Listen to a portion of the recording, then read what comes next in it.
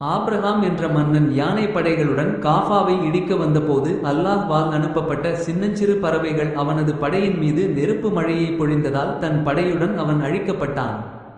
இந்த சம்பவம் நிகழ்ந்த வருடம் யானை வருடம் என்று அழைக்கப்படுகிறது. இந்நிகழ்வு நடந்து 2½ வருடம் கழித்து அபூகுஹாஃபா என்ற உஸ்மானுக்கும் சல்மா என்ற உம்முல் ஹைர் என்பவருக்கும் மகனாக அபூபக்கர் ரலியல்லாஹு அன்ஹு அவர்கள் மக்காவில் பிறந்தார்கள். அபூபக்கர் என்பது அவர்களின் புனை பெயராகும். இவர்களுக்கு பெற்றோர் வைத்த பெயர் அப்துல்லா. நபி ஸல்லல்லாஹு அலைஹி வஸல்லம் அவர்கள் இறைச்செய்தியை மக்களுக்கு எடுத்து சொல்லும் போது வேறு எவரும் உண்மைப்படுத்தாத அளவிற்கு நபி ஸல்லல்லாஹு அலைஹி வஸல்லம் அவர்களை அதிகம் உண்மைப்படுத்தியதால் சித்தீக், அதிகம் உண்மைப்படுத்துபவர் என்ற பெயரும் அபூபக்கர் ரலியல்லாஹு அன்ஹு அவர்களுக்கு வழங்கப்பட்டது.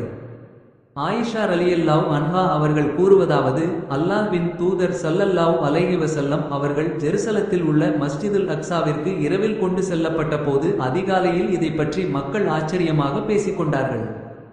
அப்போது நபி ஸல்லல்லாஹு அலைஹி வஸல்லம் அவர்களை நம்பி உண்மைப்படுத்திய சிலர் கொள்கையை விட்டும் தடம் புரண்டார்கள். சில இணைவைப்பாளர்கள் அபூபக்கர் ரலியல்லாஹு அன்ஹு அவர்களிடம் சென்று, இன்றிரவு பைத்துல் முகத்தஸிற்கு அழைத்துச் செல்லப்பட்டதாக உமது தோழர் முஹம்மது கூறிக்கொண்டிருக்கிறாரே, அதை பற்றி நீர் என்ன நினைக்கிறீர் என்று கேட்டார்கள். அதற்கு அபூபக்கர் ரலியல்லாஹு அன்ஹு அவர்கள், இவ்வாறு முஹம்மது கூறினார்களா என்று கேட்டார்கள். அதற்கு அவர்கள் ஆம் என்றவுடன், முஹம்மது இதை சொல்லியிருந்தால் திட்டமாக அவர்கள் உண்மைதான் சொன்னார்கள் என்று அபூபக்கர் ரலியல்லாஹு அன்ஹு அவர்கள் கூறினார்கள். இன்று இரவு பைத்துல் முகத்தஸிற்கு சென்று பகல் வருவதற்கு முன்பே அவர் திரும்பினார் என்பதையா உண்மை என்று நீர் நினைக்கிறீர் என்று இணை வைப்பாளர்கள் கேட்டார்கள். அதற்கு அவர்கள், இதைவிட பாரதூரமான விஷயங்களில் எல்லாம் அவரை உண்மையாளர் என்று நான் கருதி கொண்டிருக்கிறேன். வானத்திலிருந்து காலையிலும் மாலையிலும் இறைச்செய்தி வருவதாக முஹம்மது கூறுவதையும் உண்மை என்று நான் நம்புகிறேன் என்று கூறினார். எனவேதான் அபூபக்கர் ரலியல்லாஹு அன்ஹு அவர்களுக்கு அஸ்-சித்தீக், அதிகம் உண்மைப்படுத்துபவர் என்ற பெயர் இடப்பட்டது.